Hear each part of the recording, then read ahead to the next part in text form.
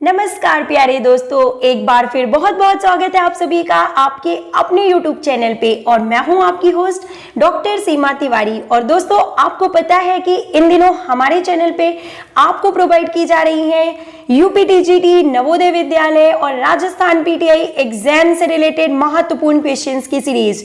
जी हाँ दोस्तों, आज के इस वीडियो में हम आपके लिए लेके आए हैं केंद्रीय विद्यालय संगठन physical and health education exam paper 2012 और काफी अच्छे क्वेश्चंस का कलेक्शन है।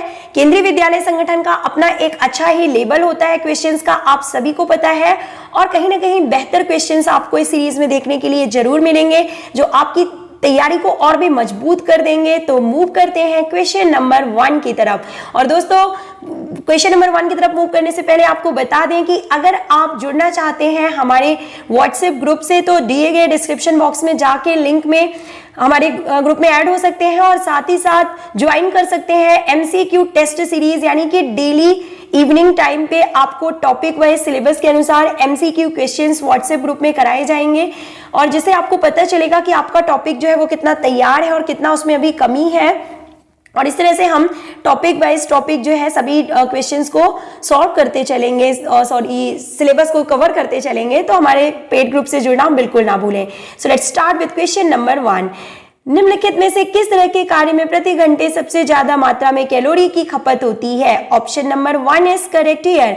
और इन कंपैरिजन टू एक्सरसाइज, लगातार अभ्यास करना, लॉन टेनिस खेलना और तैराकी यानी कि स्विमिंग, इनके कंपैरिजन में जो है दौड़ने में प्रति घंटे सबसे ज्यादा कैलोरी की खपत होती है। नेक्स्ट क्वेश्चन, शारीरिक शिक्षा और खेलकूद के क्षेत्र में फिटनेस ग्राम परीक्षण के संबंध में निम्नलिखित में से कौन सा कथन सही है? और देखिए, बात की जा रही है नॉर्मल फिटनेस टेस्ट की, कि जो मोटर फिटनेस टेस्ट होता है उसके जो घटक हैं, जो उसमें बैटरीज दी जाती हैं, तो उनमें से कौन सा कथन इसमें से सही है? तो ये सभी सही हैं, यानी कि जो फिटनेस टेस्ट होता है उसमें शामिल किए जाते हैं और जो नॉर्मल फिटनेस टेस्ट है वो ऑफर के रूप में उसे जाना जाता है। यानी कि आपको बता दें, ऑफर फिटनेस टेस्ट की बात, मोटर फिटनेस टेस्ट की बात यहाँ पे की जा रही है कि यह प्रशिक्षण 1982 में कूपर इंस्टीट्यूट के टेक्सास यूएसए द्वारा तैयार किया गया था और यह शारीरिक शिक्षा विषय के शिक्षकों के लिए बच्चों के फिटनेस स्तर पर एक रिपोर्ट तैयार करने का आसान रास्ता है। और इसमें कार्डियोवैस्कुलर फिटनेस, मांसपेशी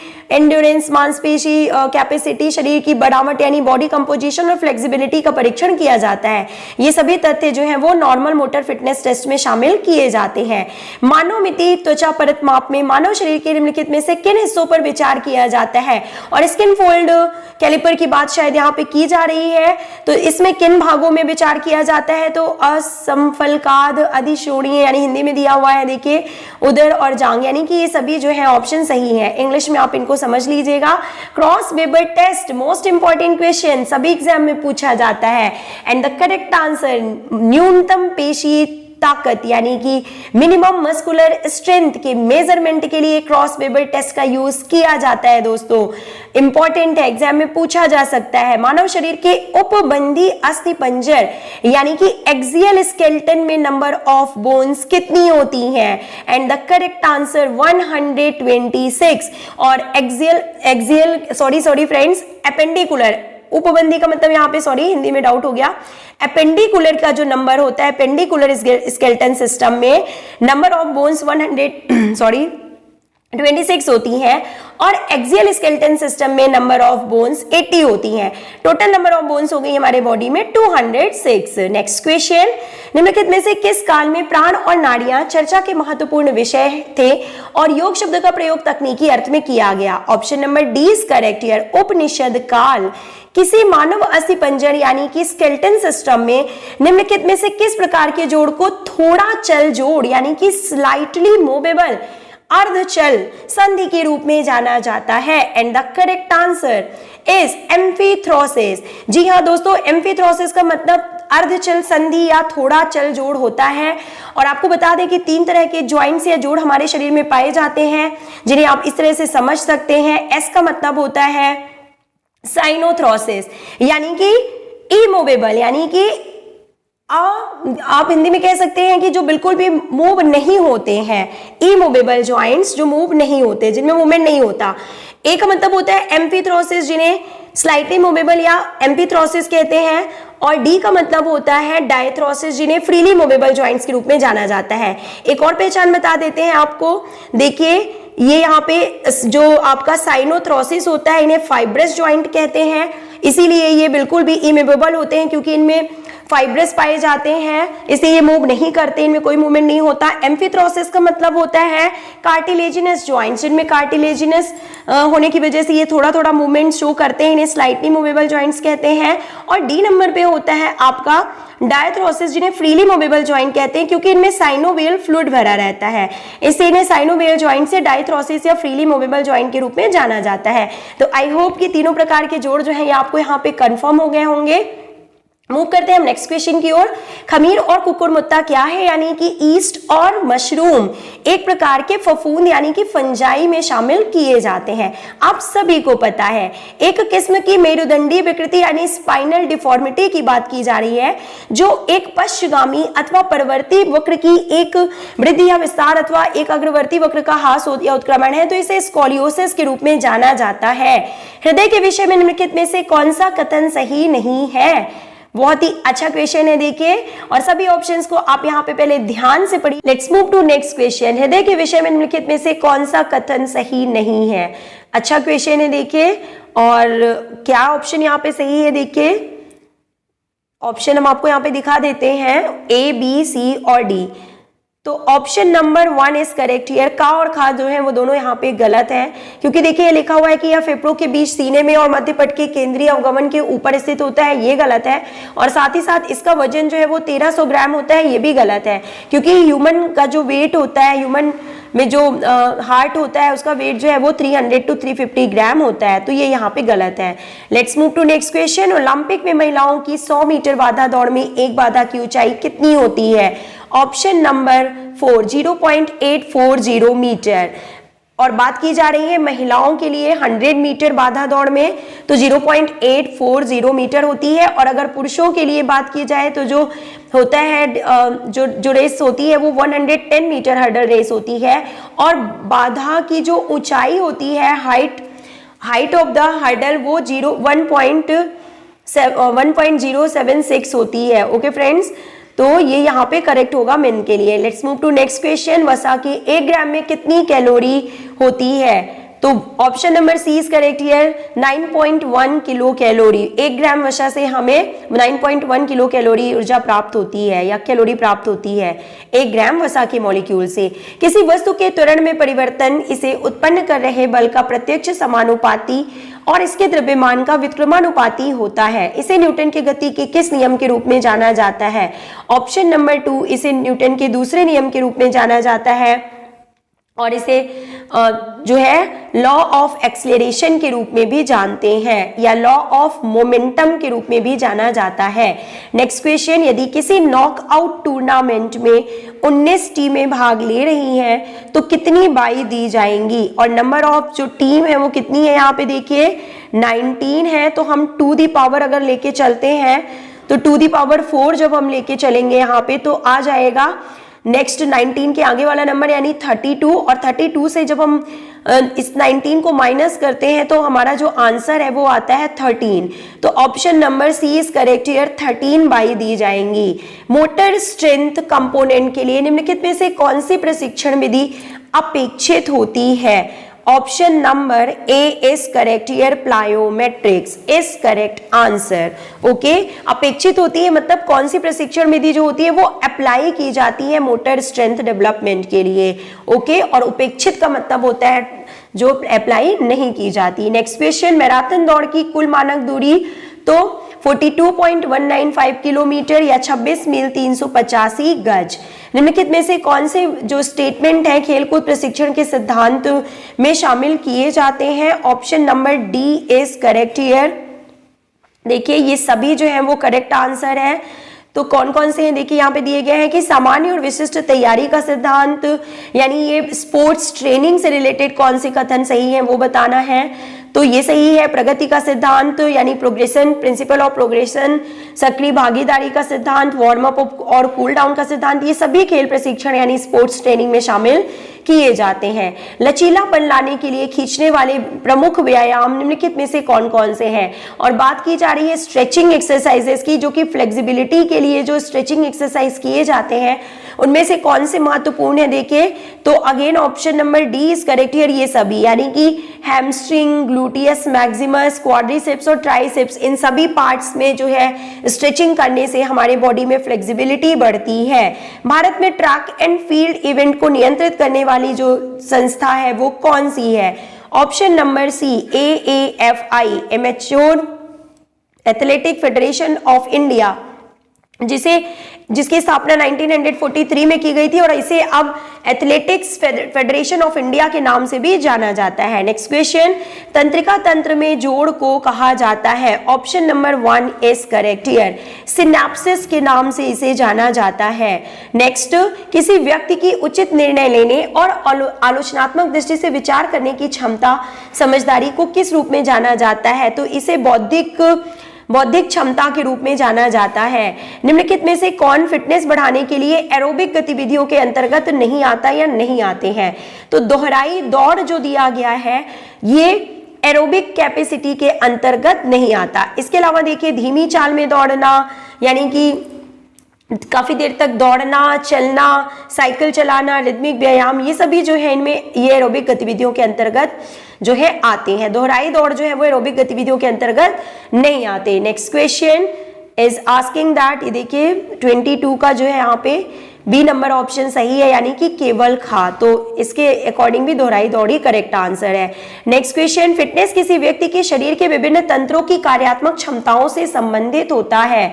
तो option number B is correct here, physiological. जी हाँ दोस्तों, अगर हम किसी की फिटनेस की बात कर रहे हैं किसी इंडिविजुअल के, तो विभिन्न तंत्रों की अगर हम फंक्शनिंग यानी जो डिफरेंट बॉडी ऑर्गन सिस्टम होते हैं तो वो सभी किसमें शामिल किए जाते हैं, तो वो फिजियोलॉजिकल कैपेसिटी में आते हैं। आप सभी को पता है कि फिजियोलॉजी के अकॉर्डिंग जो है हमारी जो बॉडी है वो उसकी जो फंक्शनल यूनिट है वो सेल्स होती हैं, सेल्स से टिश्यूज बनते हैं, टिश्यूज से ऑर्गन से ऑर्गन सिस्टम बनते हैं और ऑर्गन सिस्टम की जो फंक्शनात्मक क्षमताओं की अगर हम बात करें तो इसका सीधा सीधा संबंध फिजियोलॉजी से ही है। नेक्स्ट क्वेश्चन, कबड्डी के खेल में एक लोना के लिए कितने अंक दिए जाते हैं, तो 2 अंक दिए जाते हैं। यदि किसी नॉकआउट प्रतियोगिता में टीमों की संख्या 10 हो तो इसमें कितने राउंड जो है खेले जाएंगे, तो ऑप्शन नंबर ए यहाँ पे करेक्ट आंसर दिया हुआ है 4। टीमों की संख्या 10 है, नॉकआउट टूर्नामेंट की बात की जा रही है। तो अगर हम इस फॉर्मूले से n-1 फॉर्मूले से करते हैं काउंट तो 9 नंबर ऑफ राउंड्स जो होंगे वो 9 होंगे। इसका फॉर्मूला जो है वो मुझे भूल रहा है कि नंबर ऑफ टीम -1 शायद इसका फॉर्मूला है और इसके according option number D correct होगा। तो प्लीज इसका आंसर आप हमें कमेंट बॉक्स में लिख के बताइएगा दोस्तों कि नॉकआउट टूर्नामेंट में यदि टीमों की संख्या 10 है तो इसमें कितने राउंड होंगे, राउंड की संख्या आपको बतानी है। Let's move to next question. ऐसा कहा जाता है कि श्री बर्गर वो पहले व्यक्ति थे जिन्होंने प्रतियोगिता की कल्पना की थी, जिसे बर्गर सिस्टम भी कहा जाता है। Option number B is correct here. League tournament को बर्गर सिस्टम के नाम से भी जाना जाता है। प्रयास यानी कि फोर्स और टेक के बीच प्रतिरोध वाले लीवर किस प्रकार के लीवर के अंतर्गत आते हैं, option number 2 second type lever में इनको शामिल किया जाता है। जी हाँ दोस्तों, देखिए आपको बता देते हैं जो नंबर 1 होते हैं वो कौन से होते हैं, तो FAR यानी कि जो सबसे फर्स्ट टाइप के जो होते हैं उनमें जो है आपका फल्क्रम बीच में होता है, दूसरे में रेसिस्टेंस बीच में होता है, जो कि देखिए यहाँ पे रेसिस्टेंस अगर बीच में है तो उसे हम सेकेंड क्लास लीवर में शामिल करेंगे, और अगर फोर्स बीच में होता है, अगर जो है आपका फोर्स बीच में होता है तो इसे हम टाइप 3 लीवर में रखते हैं। तो अकॉर्डिंग टू क्वेश्चन, बल और टेक के बीच यानी बल और फल्क्रम के बीच में जब भार यानी प्रतिरोध होता है तो उसे किस क्लास लीवर में रखा जाता है, तो सेकेंड क्लास लीवर में रखा जाता है। और अगर फल्क्रम बीच में होता है तो फर्स्ट क्लास लीवर, और अगर फोर्स बीच में होता है तो इसे थर्ड क्लास लीवर की श्रेणी में रखा जाता है। नेक्स्ट, लीग प्रतियोगिता में नियत तिथि यानी कि फिक्सचर की एक प्रक्रिया के रूप में किस विधि को सबसे आसान कहा जाता है? क्योंकि किसी टीम को कोई बाई नहीं दी जाती और भाग लेने वाली टीमों की संख्या विषम या सम होने की भी कोई समस्या नहीं होती है। अच्छा क्वेश्चन है, पूछा जा सकता है आगामी परीक्षाओं में। Option number 1 is correct. Here staircase विधि की बात यहाँ पे की जा रही है कि लीग प्रतियोगिता में फिक्सचर की जो स्टेयर केस विधि होती है ये काफी आसान विधि मानी जाती है, जिसमें टीमों की संख्या सम या असम होने का, कोई विषम होने की समस्या नहीं है और कोई बाई नहीं दी जाती है। Next question is asking that अंतरंगता के उद्देश्यों के रूप में निम्नलिखित में से कौन सा कथन सही नहीं है? Option number C is correct here, केवलगा। अंतरंगता का मतलब यहाँ पे इंट्राम्यूलर कॉम्पिटिशन से है कि इंट्राम्यूलर कॉम्पिटिशन जो है इनमें इसके उद्देश्यों में कौन सा कथन सही नहीं है? तो केवलगा यानी कि खेल का स्तर बेहतर करना, ये जो है यहाँ पे सही नहीं है। इसके अलावा देखिए छात्रों के बीच नेतृत्व का गुण विकसित होता है इंट्राम्यूलर कंपटीशन से, खिलाड़ीपन की भावना विकसित होती है और इन्वॉल्वमेंट की भावना विकसित होती है और प्रतिभाशाली खिलाड़ियों को ढूंढ के निकाला जाता है, ये भी सही है। ये जो है यहाँ पे सभी सही ऑप्शन है। Next question is asking that तो निम्नलिखित में से कौन विशिष्ट खेल कूद कार्यक्रम के अंतर्गत आते हैं? Option number D is correct here, ये सभी, यानी कि मजे के लिए दौड़, स्वास्थ्य दौड़, एकता के लिए दौड़, जागरूकता के लिए दौड़, सभी जो है वो खेल कूद कार्यक्रम के अंतर्गत आते हैं। नेक्स्ट क्वेश्चन, निम्नलिखित में से कौन सकारात्मक खेल कूद माहौल के लिए सही अनिवार्य तथ्य या तत्व है? Option number D is correct here. जी हाँ दोस्तों, देखिए आपको 2 to 3 स्टेटमेंट यहाँ पे दे दिए जाते हैं और उनमें से किसी 2 को चुनना होता है। इस तरह का पैटर्न केंद्रीय विद्यालय के एग्जाम में पूछा जाता है और अब ये LT ग्रेड और यूपी में भी इस तरह के क्वेश्चंस पूछे जाने लगे हैं। तो वीडियो बहुत ही हेल्पफुल है, पूरा लास्ट तक जरूर देखिएगा। निम्नलिखित में से कौन सकारात्मक खेलकूद माहौल के लिए सही अनिवार्य तत्व है? उपरोक्त सभी। ऑप्शन नंबर डी यानी प्राकृतिक जलवायु दशाएं, समाज की संस्कृति और परंपरा, अधिकारियों और दर्शकों का रवैया और व्यवहार एवं माता पिता और खिलाड़ियों का रवैया और व्यवहार, ये सभी जो फैक्टर्स हैं ये जो है सकारात्मक खेलकूद माहौल के लिए अनिवार्य होते हैं। जहां पे भी ये फैक्टर्स होते हैं वहां पे जो है खेलकूद का माहौल होता है और एक सकारात्मक प्रभाव पड़ता है स्पोर्ट्स के फील्ड में। माइटोकॉन्ड्रिया कोशिका श्वसन में महत्वपूर्ण भूमिका निभाता है। Option number B is correct here. तो माइटोकॉन्ड्रिया जो है वो सेलुलर रेस्पिरेशन के साथ साथ एनर्जी प्रोडक्शन में भी महत्वपूर्ण भूमिका निभाता है, इसीलिए इसे power house of the cell के रूप में जाना जाता है। और जो एक्स्ट्रा जो एनर्जी होती है वो यूज हो जाती है मेटाबॉलिक एक्टिविटीज में और जो एक्स्ट्रा एनर्जी होती है वो एटीपी के रूप में स्टोर हो जाती है, इसीलिए एटीपी को energy currency of the cell के रूप में जाना जाता है। एडिनोसिन ट्राइफॉस्फेट की बात हम कर रहे हैं। नेक्स्ट क्वेश्चन, संहत जानू यानी नौकनी एक किस्म की आम मुद्रा या विकृति है जिसे किस प्रकार के योगासन से ठीक किया जा सकता है? ऑप्शन नंबर सी गोमुखासन से इसे ठीक किया जा सकता है। पट अवस्था में अर्थात छाती के बल लेटना, दाईं बाह ऊपर की ओर और बाईं बाह बगल में रखना, इसके बाद दाईं बाह को सिर के ऊपर बाईं ओर उठाना, बाएं हाथ से नीचे दबाना और फिर बाएं नितंब को ऊपर उठाना, यह इस प्रकार का व्यायाम किस प्रकृति के लिए लाभदायक है? Option number B is correct here, scoliosis के लिए इस प्रकार का व्यायाम लाभदायक है। श्वसन तंत्र एक किस्म की ट्यूब होती है जो बेलनाकार होती है, इसे श्वास नली भी कहते हैं।